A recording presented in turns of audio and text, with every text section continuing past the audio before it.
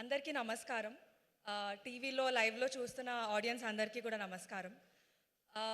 ఈ సినిమా గురించి చెప్పే ముందు నేను ఒక మెమరీ గురించి చెప్దాం అనుకుంటున్నా. ఫస్ట్ ఎప్పుడో చాలా ఏళ్ల క్రితం సునీల్ గారితో ఒక ఇంటర్వ్యూ చూసాను నేను టీవీలో.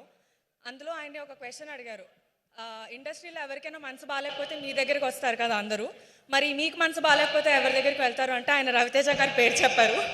అప్పటి నుంచి నేను ఫిక్స్ అయిపోయాను, అట్లీస్ట్ ఒక్కసారి సార్ని కలిసే అవకాశం వస్తే బాగుంటుంది అని.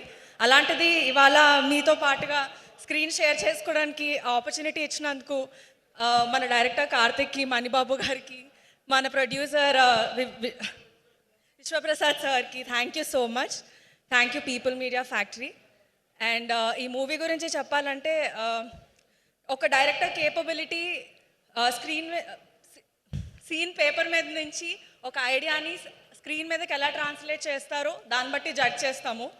సో ఆ మ్యాటర్కి వస్తే I think Karthik he's done a brilliant job. He succeeded and over preceded everybody's expectations. అలాగే మన మ్యూజిక్ డైరెక్టర్ బ్రిలియంట్ మ్యూజిక్ని ఇచ్చారు.